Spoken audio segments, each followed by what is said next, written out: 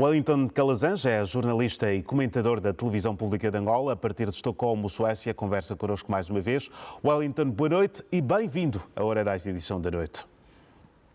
Boa noite, Dorivaldo Aleixo. Boa noite a você assistindo ao canal TPA Notícias, aqui no programa Hora 10. É um prazer estar aqui de volta. Wellington, o prazer é todo nosso em recebê-lo mais uma vez aqui no Hora 10. Vamos então olhar para estes dois assuntos que acabamos de avançar em notícias. O certo mesmo é que quando se espera então um retrocesso da situação, continuam a intensificar-se melhor os combates na Ucrânia. Como era previsto, Dorivaldo, a Rússia tem a intenção de prorrogar o máximo possível, e isso temos dito aqui ao longo desse período que foi iniciado em 24 de fevereiro do ano passado e que vai completar um ano provavelmente no próximo mês, porque a tendência é de que esta situação seja prorrogada por meses ou até anos, Dorivaldo, porque existe aí uma disputa que vai muito além daquilo que o que chamam de guerra, o que chamam de uso de armas ou de armamento militar, como preferirem. A questão maior aí está a disputa entre o capital especulativo e o capital dos commodities. E isso faz com que Rússia, China, países árabes intensifiquem uma aproximação, também aí contando com Índia, países dos BRICS, né, como falamos até de uma maneira rápida ontem, mas um bloco necessariamente forte por causa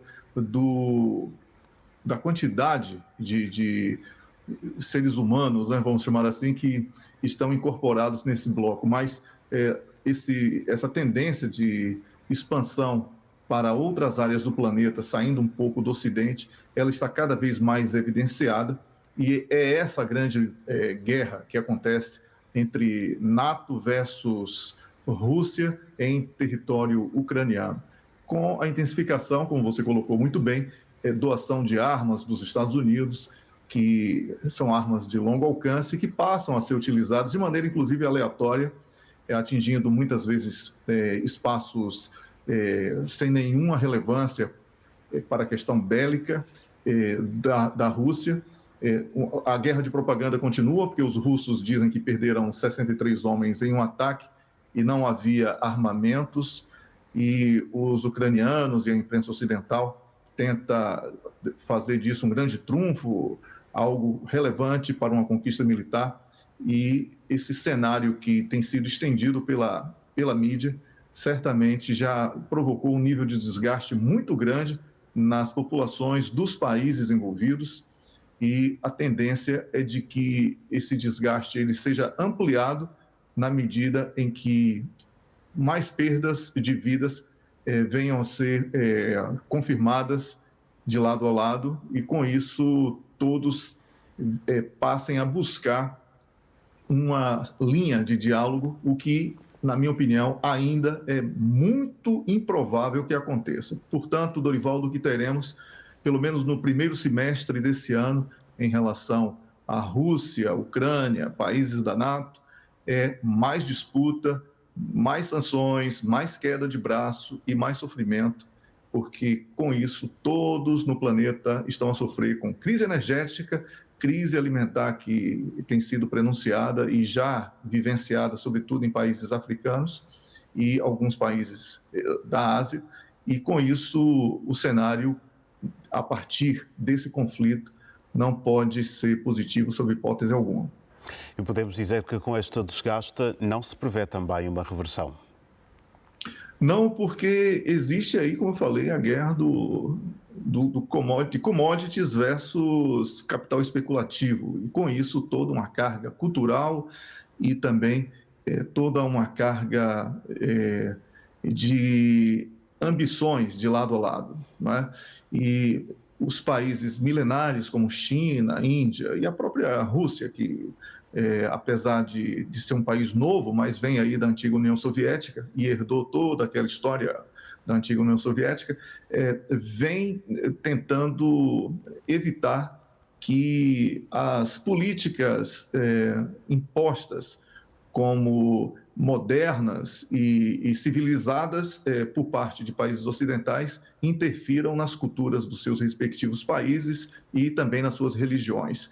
Então, como eu falei, vai muito além da questão econômica e financeira e também bélica. É uma questão cultural que tem sido posta dentro de um debate ainda muito pouco levantado por uma imprensa que tem feito um trabalho medíocre aqui no Ocidente, e com isso as pessoas estão extremamente mal informadas sobre o que realmente está acontecendo, Dorival.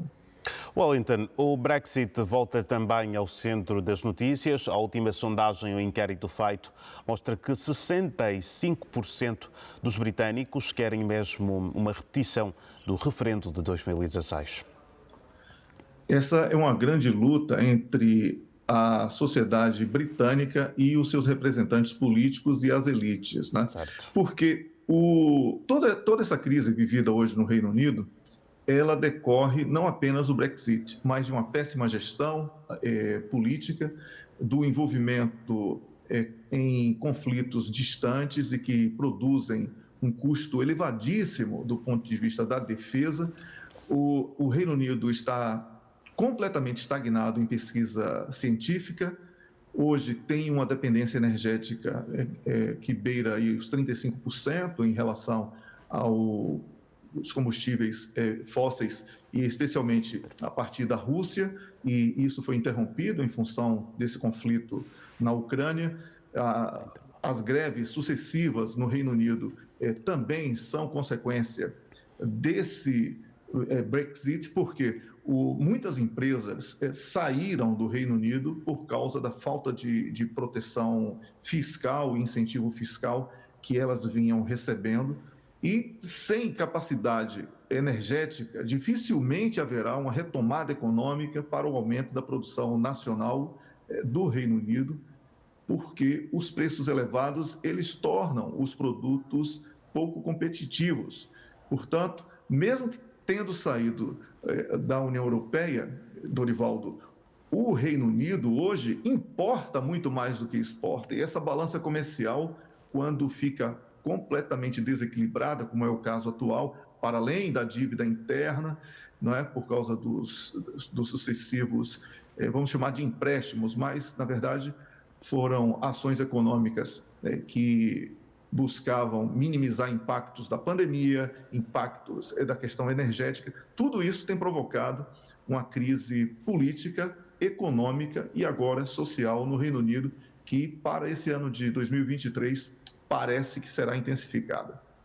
Estamos a notar também, como afirmam muitos destes inquiridos, um enfraquecimento e uma incapacidade também da influência global do próprio Reino Unido. Exato. Quando você perde a capacidade de produção, quando você perde a capacidade de se mostrar forte do ponto de vista militar, quando você perde a capacidade de influenciar outros países, a consequência natural é que essa influência internacional ela seja reduzida. E essa crise de imagem vivida pelo Reino Unido tem sido agravada também por questões que parecem pouco relevantes, mas a morte da rainha no ano passado, ela provocou, Dorivaldo, um desgaste muito grande para a maneira como o mundo vê o Reino Unido. Porque a rainha, de certa forma, tinha um carisma internacional, sobretudo, e também interno, não podemos negar isso, que criava ali uma condição favorável para o diálogo entre o Reino Unido e outros países. Isso deixou de acontecer de uma maneira muito rápida, como lamentavelmente foi previsto, não só aqui nos nossos debates, mas como através de diversos especialistas. Então, esse conjunto de problemas, vamos chamar de inferno astral vivido pelo Reino Unido, ele também faz com que a influência externa do Reino Unido perca cada vez mais a força, e até mesmo em ex-colônias inglesas isso tem sido notado. Wellington, eu vou agradecer mais uma vez pela sua presença aqui no Hora 10, edição da noite, e dizer que queremos contar consigo em próximas oportunidades aqui neste espaço. O prazer é todo meu, desejo uma boa noite a você e ao nosso público. Espero voltar aqui com notícias melhores. Um grande abraço. Grande abraço, vai seguramente voltar a este espaço. Muito obrigado.